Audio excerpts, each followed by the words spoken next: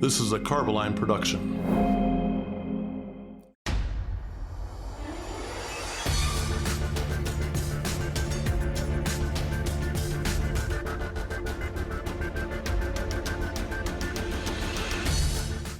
On this episode of The Red Bucket, Pete Mitchell from GMA Garnet joins us as we explore the various factors of abrasive blasting that contribute to long-term coating performance. The industry has focused on cleanliness and profile for years, but a new study suggests that peak density could be the largest contributing factor. We talk about all of that and more coming up next on The Red Bucket. All right, Paul, I have something on today that I don't normally wear. Green? I was going with my cowboy boots. Oh, yeah. It's rodeo day, Paul. It sure is. When in Rome? Exactly. Yeah, so we're in Houston, and we're going to get a little bit of that Houston culture. I'm the slacker today. I went comfortable for the interviews this morning, but my boots are here with me. And maybe a hat or a belt buckle will be appropriate. I mean, I'm sure these things will be for sale at the rodeo. Oh, yeah. And, I mean, you do need, as a ginger, you need to protect your delicate skin there. Yeah, the vampire will melt in the sun. That's right. So enough about that. We're back in Houston interviewing and introducing you guys to more people within the industry. And we have a good friend of ours, Pete Mitchell from GMA Garnet, here with us today. Pete, how's it going? Very good. Very good. I was at the rodeo last night till late and got to watch the whole bit, so it's fantastic. And nice opening show, huh? Yeah, and if you want to buy it doesn't matter anything rodeo related or anything in the world. The shopping is ridiculous. All right, so there you go. Yeah, I saw they had alligator boots in one booth, and right next door to it were alligator recliners. Alligator recliners? You can get a recliner that matches your shoes. Yeah, absolutely. Nice. Don't tell my wife.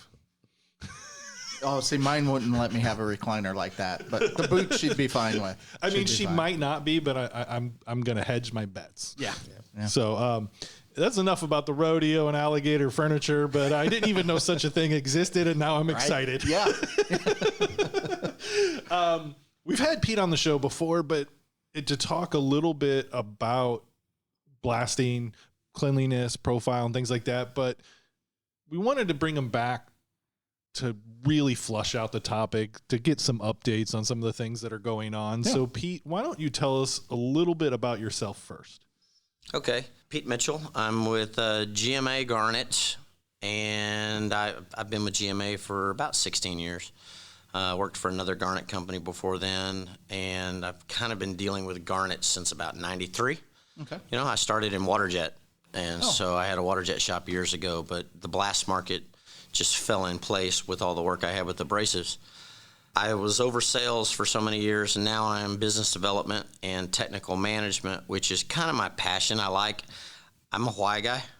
I look at everything and want to know why to the point that it drives my wife and most other people crazy because I take things apart all the time. But I do. I want to know why, and it's just, and so I got into more testing and dealing with the owners and asset owners, things like that. Just really wanted to dive into it, and it got to the point where I really needed to be doing that most of the time.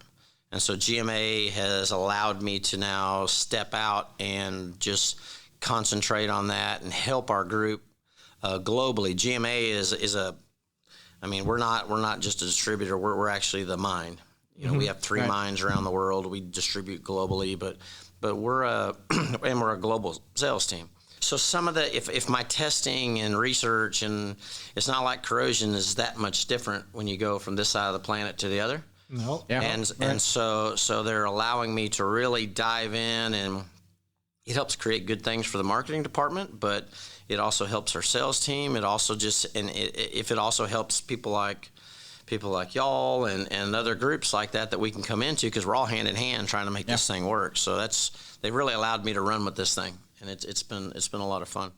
Why don't you tell us a little bit more about GMA, where they came from, what they do, where their global footprint is, kind of stuff. Yeah, GMA, we're having our 40th year anniversary this year. GMA was Torsten Kettleson was our founder, and he He was just an outside sales guy running around, Middle East trying to make a buck in the blast market, and saw a need for a good abrasive, and sourced and saw this garnet. What is this pink? This pretty little pink rock. Man, it sure is hard, and it works fantastic, and took off with it. And it's developed into, now we do probably 650,000 tons a year globally. We've got plants all over the globe. We do recycling. We have our own mine. It's a different approach versus, oh yes, we have 10 abrasives on the shelf. What do you want to buy? Mm-hmm. We have this, and part of what GMA has done too. We've been in the garnet business for a long time. Now we started playing, because we have multiple sources. They've allowed me to start playing and blending some of them back and forth, and creating these, stirring the pot just a little bit and seeing if I can sign the super product. So that's been a good thing with GMA as well. And anything we come up with here or in Europe or Asia, whatever we do, we share. And so as a company, we've grown, but we can put material pretty much anywhere on the planet. That's awesome. So we're talking about abrasive blast media, if you guys haven't caught on to that, and garnet specifically, but people use other types of blast media as well. I think the best way to start off is, what are some advantages that garnet brings as opposed to other things before we really dive into like cleanliness and the bigger concepts. And I think this will probably dive into some of those. It'll get us there, yeah. But let's talk a little bit about garnet versus steel versus some of the other medias that are used. Yeah. Right, absolutely. And that it's funny when I do presentations all the time, and I go into groups that have been in the industry for years and years and know everything about blasting and coatings and this and that. And I start my presentations off with the first 15 minutes is Abrasives 101. And I talk, and it's funny when I do it and I look around the room and I see these, engineers and doctors and all this stuff I've been in the business 35 years. You can't tell me anything. And I start with the basics, like, let's talk about hardness, the hardness scale. Let's talk about friability. Let's talk about angularity. Let's talk about the bare bone basics that nobody seems to really even equate to this. It's all about, price, and do you have it down the street, and can I haul it off when I'm done? And so, from garnets and putting the abrasives all aside, what separates them is how hard is it? You have the 1 through 10 scale. Diamond's a 10, quartz is a 9, garnet's up between a 7 and an 8.5, so it's pretty high on the scale. Slags are 6 to 7, so they all, sand is about a 5. So it's funny where all these things rank. So we separate them like that. We separate them on how it breaks down, if it shatters, friability. We check it on weight. Guys see this little bitty bag of garnet or steel grit, and oh my gosh, that's 55 pounds. My sandbags were twice that. I'm not getting as much.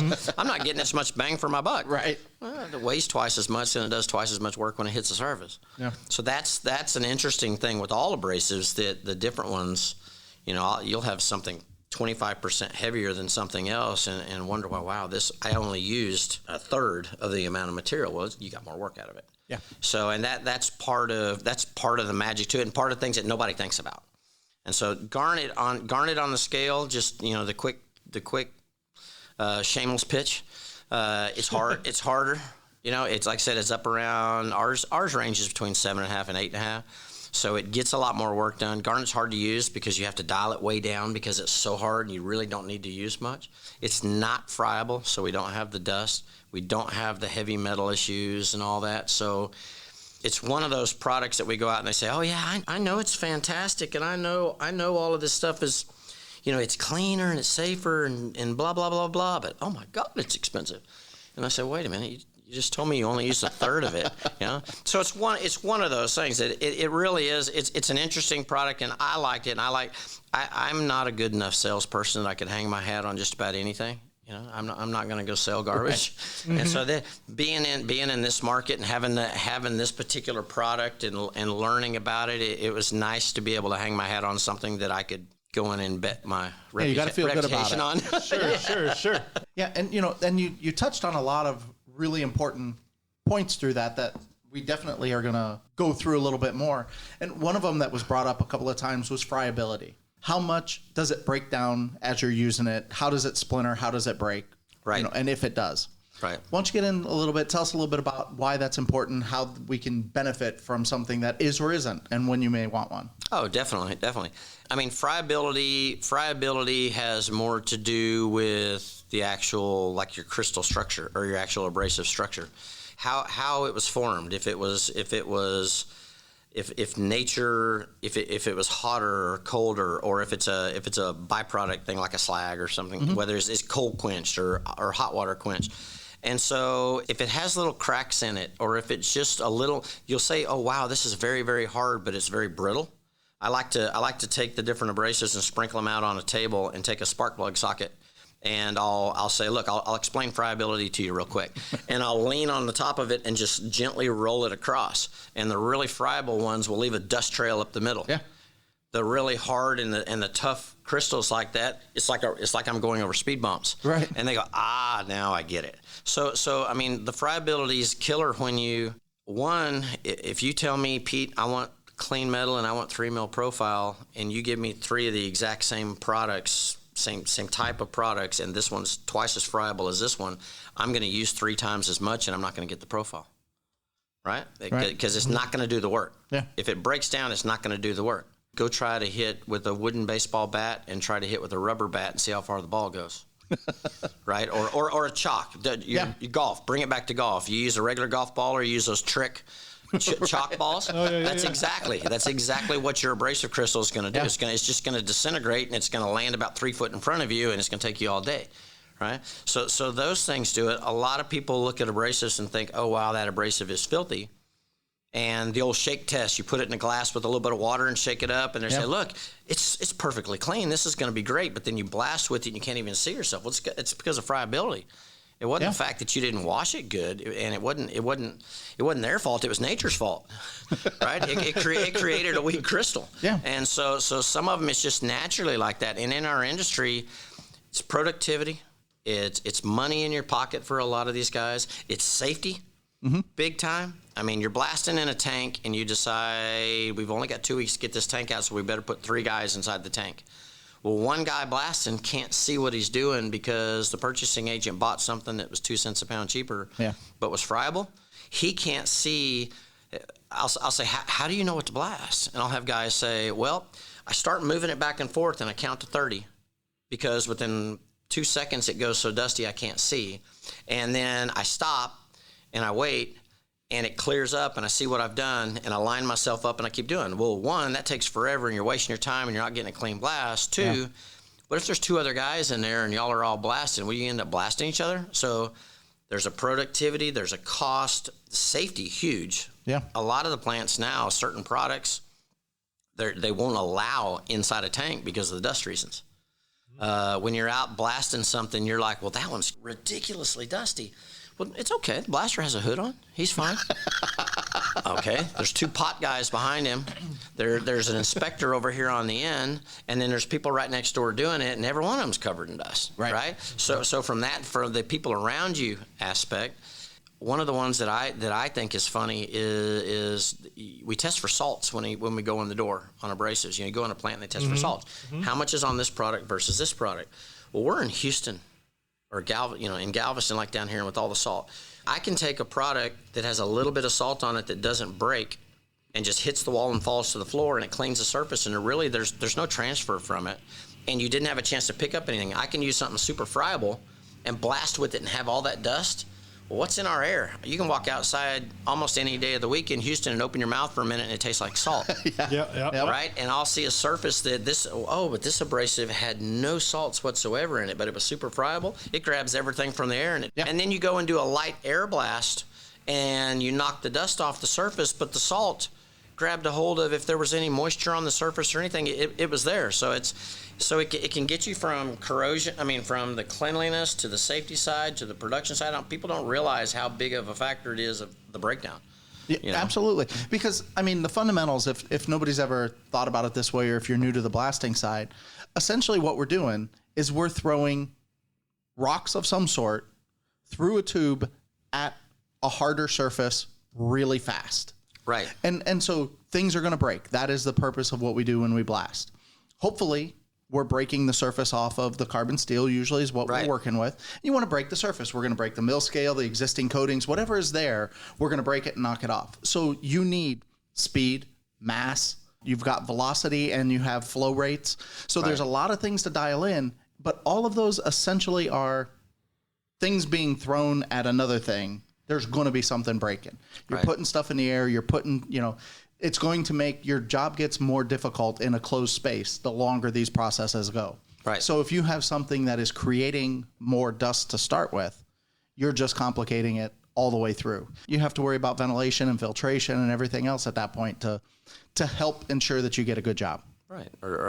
And even flipping back to just the basic dollars and cents side of it, you go in and you specify something. You say, we've seen it here. We did a demo. It worked like a champ. And you go and buy something that's the equivalent, that's half as friable, and you bid 2 truckloads for this project, and you want to know why you use 5. Your blaster must be terrible. Right. It's got to be the blaster. Well, maybe you got the wrong product. Right. Yeah. Well, with that, there's always friability will play into this a little bit, but one of the things that I've always noticed, and it's something that are kind of two different things, especially when we get into the standards, we talk about blast cleanliness versus profile. Because a lot of the times people think if you just specify, SBC, NACE, SP10, NACE 2 or 1, and you say white metal blast, that includes the profile. Right. And and it doesn't. There's no profile listed in any of those. No. Yeah, absolutely. And so why is it so important to know the profile and the cleanliness? Well, from a profile standpoint, you're basically looking for surface area.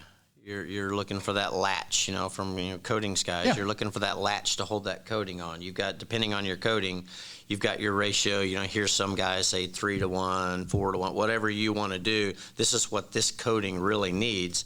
But also, the coating is designed to stick to that substrate. And the more surface area you create, the more area you have for it to stick to. It's just a simple math equation. I've created 4 times the surface area. I ought to have a better adhesion to this. Mm-hmm. Cleanliness is, and with the standards and stuff like that, it's interesting because white metal and near white, in our day and age where none of us can even read a menu without putting our cheaters on, it is funny that the standard says, it must be to this with everything cleaned with the naked eye. Right. We have more screwed up naked eyes on this planet than we have common sense. And so it's funny on some of those. I've done some of these tests where, I did a big round of tests with 14 different abrasives. And we had a third-party inspector in there that was with one of the big energy companies. And I laid out, and one of the other coatings companies was standing there, and we're all lining all these out. And every single blast that we did, white metal, absolutely, that's white metal, beautiful. White metal, yes, Pete, perfect white metal, well done. I did all 14, and I grabbed one coupon out of each one, and I took them into the office and lined them all up together. And I said, y'all come here for a minute. And I walked them in and didn't tell them what we were doing. Uh-huh. And I walked them in there and I said, how many of these are white metal? And they said, where'd these come from? And out of the 14, 4 of them, they would have said were white metal. What's this junk? Why is this one brown? Why is this one green? Why is this one black? Why is this one all these colors? Mm-hmm. And I said, y'all all just signed off on every one of those white metals. So, realistically, you look at the side of a tank and you blast it, and if it all looks even, and it looks like the mill scale has come off, it looks like it's a nice even blast, and your inspector says, well, that must be good clean surface, rubber stamp, it's white metal. He then also goes to do a profile test with Test-X tape, and ones that have been in the field long enough, you see them with the tape looking for a clean spot to put the tape. Well, why are you looking for a clean spot if there's nothing on the surface? Right? That's a little bit of thing. So the amount, cleanliness isn't just dust on the surface or loose. They're like, well, if it's adhered enough that you can't blow it off with an air hose or scrape it with a putty knife, it must be okay. Well, if it's chunks of abrasive embedded, which your friability, your friable products will do that. Your real angular products will do. They'll embed in the surface. Mm-hmm, mm-hmm. You run some of those. You'll run your hand across the surface, and some of them it's embedded so bad it'll cut your hand. But you're telling them it's a clean white metal surface. Right. Or some of them that are so soft on your hardness that they hit the surface, and granted, I'm saying magnified. I mean, magnified, non-magnified. You look at it, you just throw a simple 10x magnification on it, and you go, oh, wow, there's spots on there. Yeah. You know, there's 20, 30, sometimes 40% of the surface is covered in spots.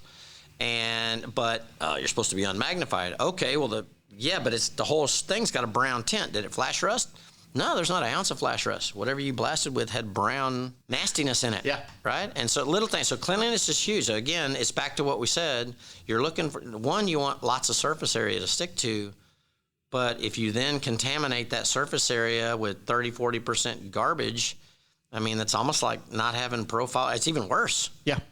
Yeah. It's even worse because your coatings aren't designed to stick to garbage. You're sticking to something that's loosely adhered rather than I mean, if you compare embedded abrasive to the original mill scale at that time is stuck a whole lot better than loose media is. Oh yeah. You know, so yes, it's always going to be a problem when you have loose media left behind. Right. And you know, we've talked about it before. ISO has tried to address some of these with in their ISO standard. They have a cleanliness level tape test that you put on it.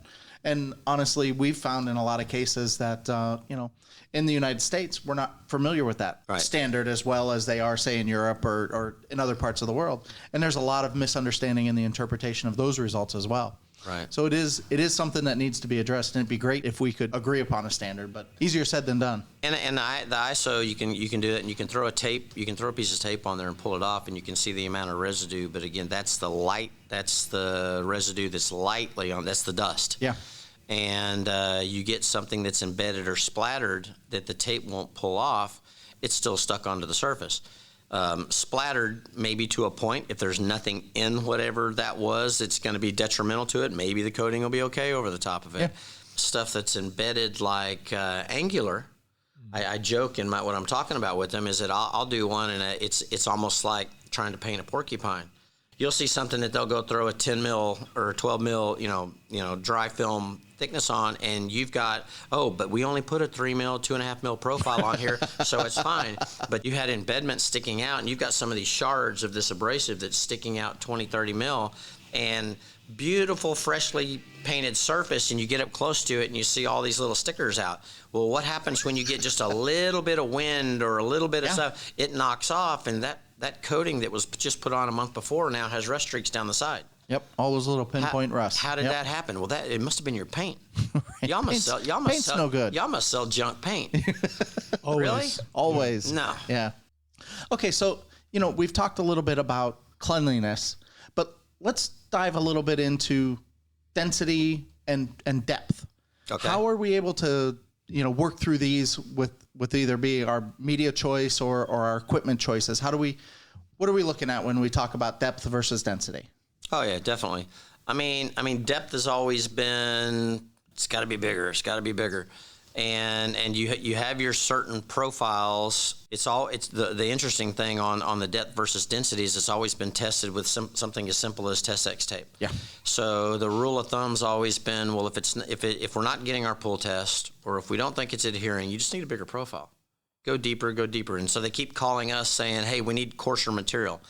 I'm like, that's great, but I can give you a 4.5 mil profile with this, but you realize that great big rock didn't even clean down into the pores. Right. So you're blasting it, and you've got this polka dot surface because you still have things down in the bottom of the valleys.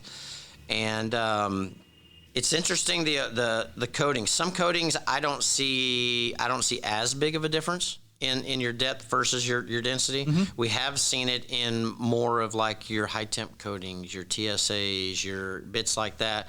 And they're always the ones that were calling saying we needed more to this. I kind of approached it years ago. I kept thinking, well, I don't think it's so much your profile, I think it's your cleanliness, right? Mm-hmm. So I started diving off into the cleanliness, and I tripled my pulls with the nice clean surface. But then it wasn't until I started some of the new equipment that's come out that you could actually read peak density. Yeah. And because I mean, again, your profile is how deep it is, your peak densities, or how many peaks and valleys you have per square inch. Right. Our first test when we started diving into this, I ran a test. I think I told y'all before on it. Half of the materials that I tested all read 9999. And I went back to the people that I got the equipment from, and I said, they can't all be 9999. Right. And they said, well, why would you test over 4 decimal places? I mean, who cares? I said, well, obviously. And so they went and changed the software, added a 5th rung on the thing, and we realized that I can test with Test-X tape and get 3 mil profile on 10 different surfaces, and the peak density can change from as low as 3,000 peaks per square to 24,000. Yeah. And just the sheer amount of surface prep, I mean, not surface prep, adhesion and just surface area that you've gotten by doing that is huge. It was an eye-opener to me because, again, I was just shooting for cleanliness when I did it, but it started to explain some of these crazy readings that we were getting at how come this one I can't find a glue strong enough to pull it off? And this one pops off like this, but, this one has a better profile. Yeah. And they both look semi-clean. Well, that was it. I think we're just at the first level of testing for that sort of thing. There's not that many people. One of the things with standards and bits like that is a standard will be created when there's multiple ways of testing it. Yeah. Right? There's only a few ways of testing really for good peak density, and going to a lab to get stuff tested is hard. And you don't go put things into standards until it's fair and there's 3 or 4 different options on testing it. I think it's coming. I think that we'll see it. I think some of your high temps, your other things like that really, that if you require a pull test on it, some of the things that we found was that on some of your better coatings, the initial pull test peak density really didn't seem to matter. And we kind of thought, this doesn't make any sense. In our other stuff, it seemed to really, in my TSA pulls and stuff like that, it was dramatically different.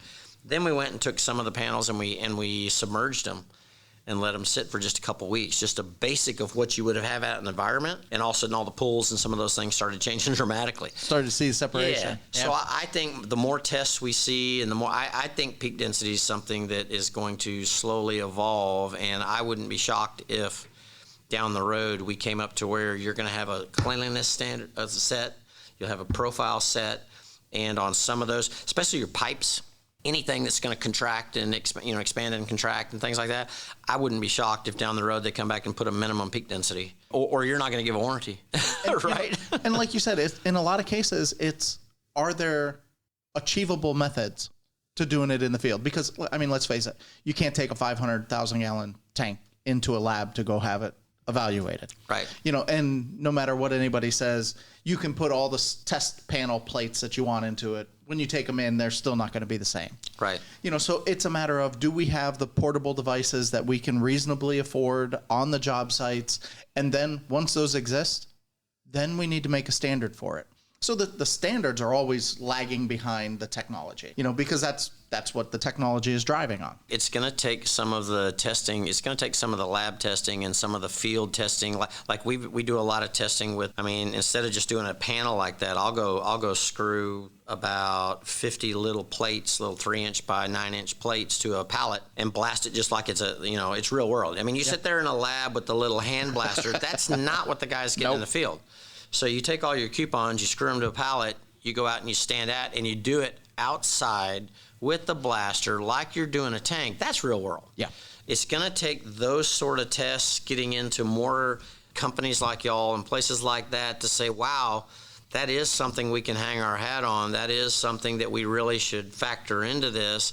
I mean, every day we walk in the door and they say, why buy my coating? Well, because we're going to give you a 5-year warranty and they're only giving you a 2. Well, I'd like you to be able to say you can get a 5 if you're scared to death of it because you don't know how they're going to clean the surface. Right. Yeah. Yeah. So if you anything that's what standards are for is to take out all the risk factors, right, to a certain point. And and I think that leads us into a really good discussion as to nobody wants to be the first one to say, I require this new thing to be done to this level. You don't want to be the one out in front, because then if all of the competition is saying something less, whether it be less time intensive, less expense, less material, less unique, you don't want to be the person out in front saying, I need something special. So because it looks like, is as good as your material is, it looks like you're trying to compensate for something. They must have an issue somewhere that they're needing you to baby, know. Yep. And in reality, we're you might be looking out for everybody's best interest by saying, no, this is new stuff that we understand, but it looks like you're lacking. So I guess bringing it into What's your thoughts? What is it that we should be telling engineers, specifiers, designers? We've talked a little bit about how, when we talk about a spec, how big the paint spec is and how small the blasting spec is. Right. What do we need to tell engineers? What would you like engineers to know moving forward to say, hey, here's what we can do to help make this better? Getting more involved in, it's funny, some of the tests and some of the presentations we've done, right? Mm-hmm. I go in and I do presentations all over the place. And I'll start talking about these tests, and I'll talking about just even the basics. Like we said in the beginning, some of the hardness, things like this, the adhesions, this and that. I look around the room, and the engineers have this look on their face like they've never heard any of this before.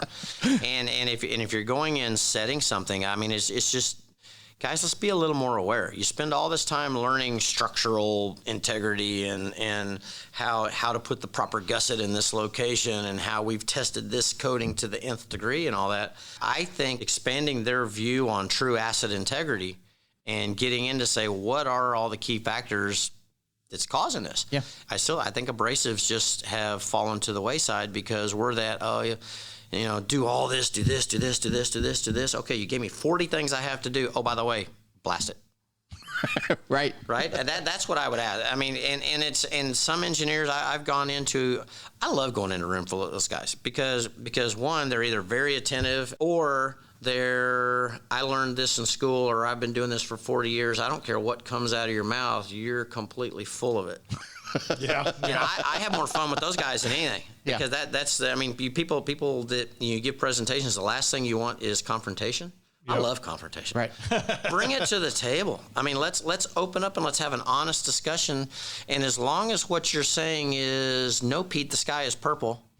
Right. I'll discuss shades of blue. And I'll discuss whether or not it's going to rain, and I'll discuss whether or not we're going to get wet. Don't tell me it's purple. So I mean, that's kind of a long-running thing. I like if those guys open their minds, look at this, get more educated on some of these things, and don't be scared to test. Everyone, two sides there. You look at. It's too expensive to test because we can't stop the plant, and only a true test will be on one of our tanks. Right. Well, we can't all schedule and get into a petrochemical plant or something like that. It's too hard to do. Well, we can't go and test down the street at Bob's because Bob sells these 3 products, and Bob's it's all going to slant this one direction. Yeah. My number one thing, open your mind, look into some of the testing. Don't be afraid to jump out and do it. And don't let somebody bring you a test and lay it on the table, and because it says test at the top, the results are true. Look at the scope.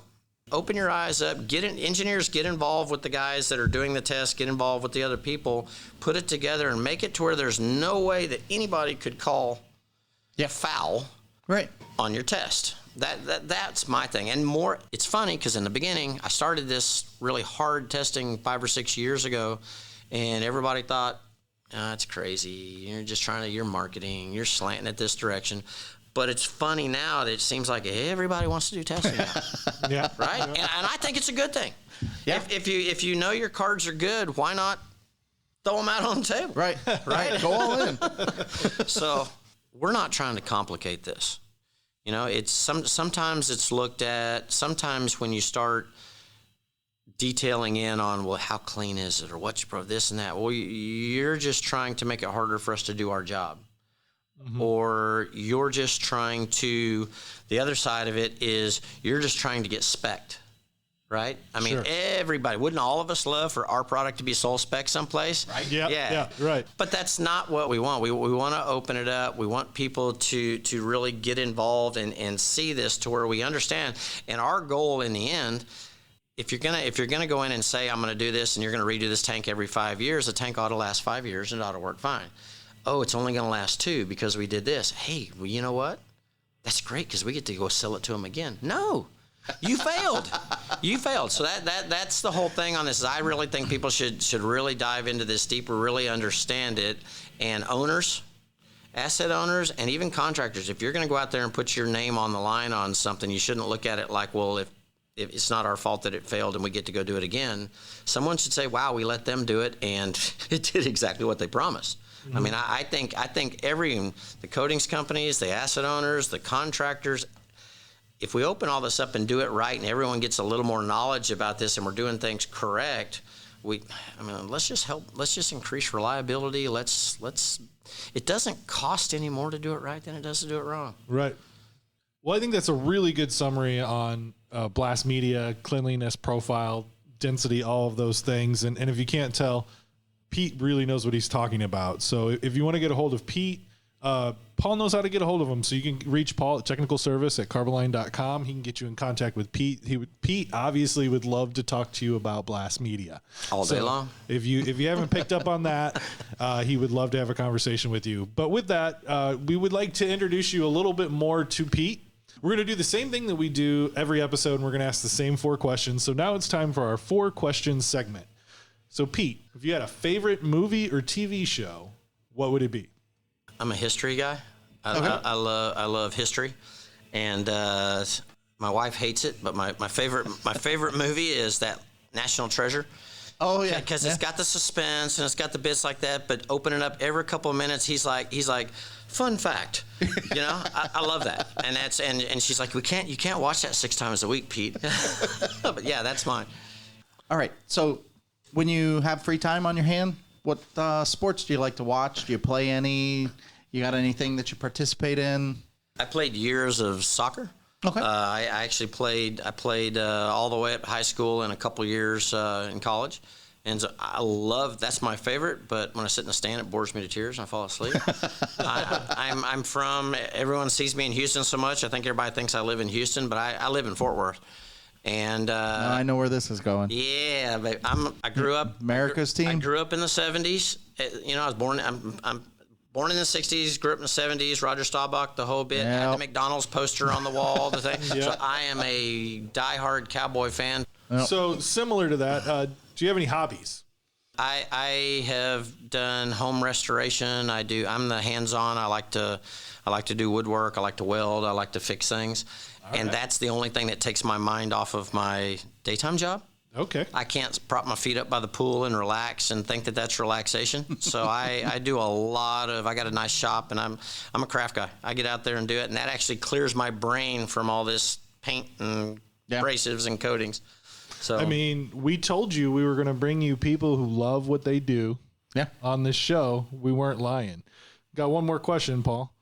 If you were baseball player, WWE has a big thing with it. What's your walk-up song?